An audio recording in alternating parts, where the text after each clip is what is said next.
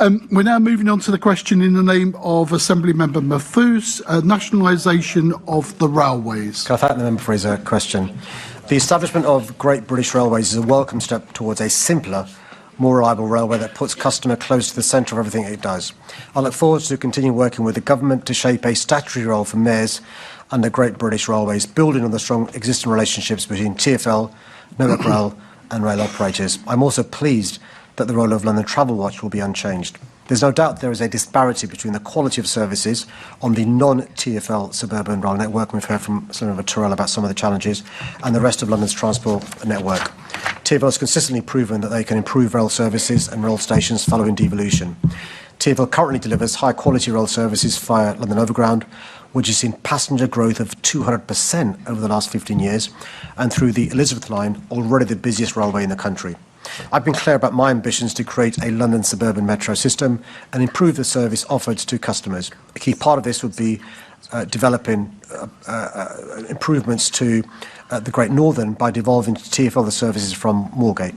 Devolution of this service could be delivered relatively quickly and bring substantial customer and economic benefits, in addition to supporting significant housing delivery, most notably as a key enabler to the proposed new town at Crewe Hills in Enfield.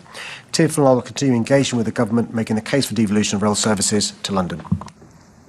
Thank you, Mr Mayor, and congratulations on the success of securing the extension for the DLR, which will be really important in terms of developing those new homes and the growth and housing that people are desperate for in our city. You'll be unsurprised to hear I'm going to be coming back to my favourite train line, the Lizzie line and the Ealing Broadway Gap. Back in July of last year, you said how shocked you were and apologised to commuters who had been injured at that station. You took swift action immediately at that location. In December, I came back and asked you in terms of further action that Network Rail needed to do at that site. In your reply, you said very unequivocally, it's not good enough. You also said to watch this space. That was 11 months ago. In February, I asked Andy Lord at the Transport Committee, when could we expect progress? He told me there will be a report no later than March of 2025.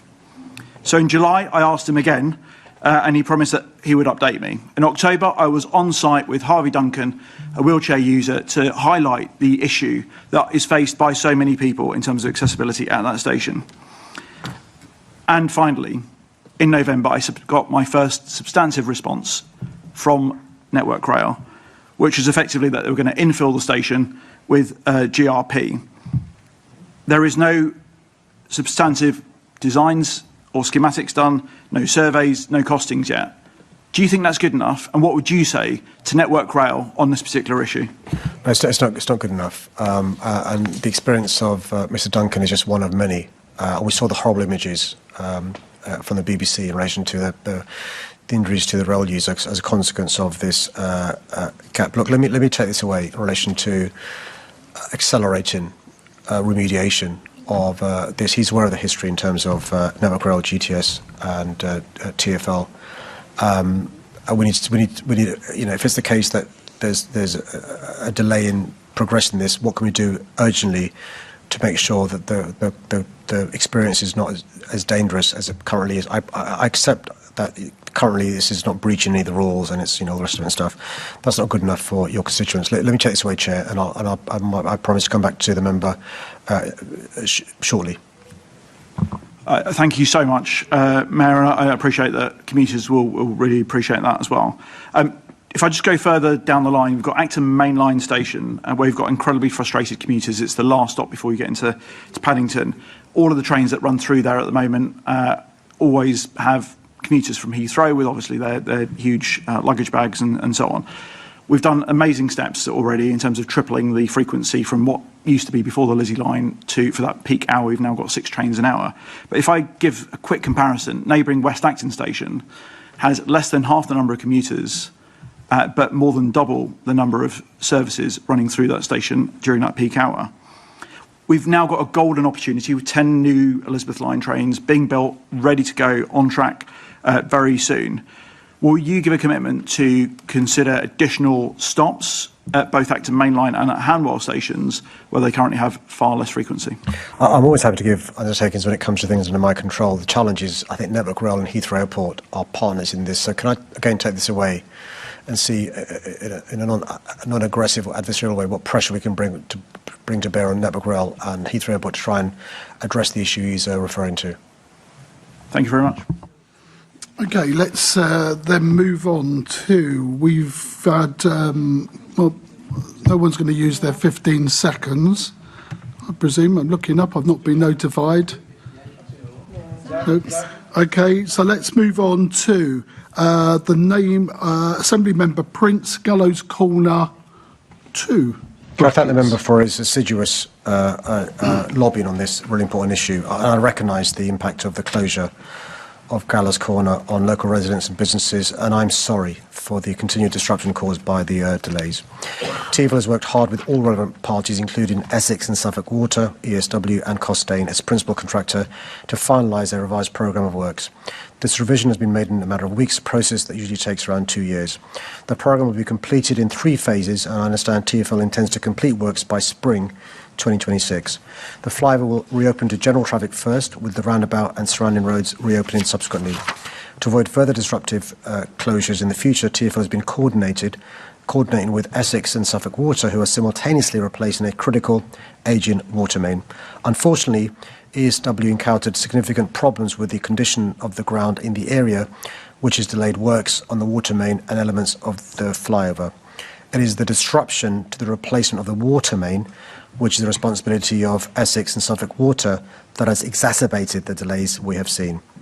TfL and Costain continue to engage with the most affected businesses and have undertaken a wide range of communications to inform businesses and residents, including 3 letter drops to over 11,000 households and 300 businesses, the most recent being on the 12th of November.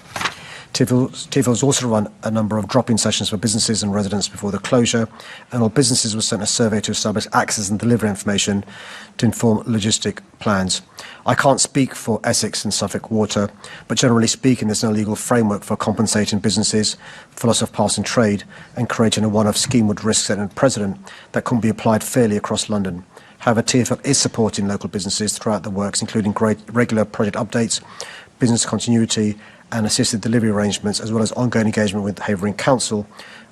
Costain regularly meets with local businesses and runs a weekly update with emergency services. A bus lane through the site has been provided for buses, black cabs and service vehicles. I can tell the member that local businesses can contact the Valuation Office Agency to seek reductions in their business rates, as disruption caused by roadworks may be considered an exceptional circumstance, and TfL is engaging with the Valuation Office Agency directly to understand if and how they can support the VOA in assessing any claims brought forward. Thank you, Mr. Mayor. And we have had some conversation on this offline. Haven't got a lot of time. So I take it that in relation to compensation, the answer is no. And if you can just confirm that, I'll be grateful either way. 2 things. There is this promise of phase 1 and phase 2, which will result in some opening of the roundabout. Could you press TfL and or Suffolk Water to give us some dates on those, so at least businesses have some surety, because what's being planned now will ruin these businesses' Christmas and New Year, which is the most important time that they have.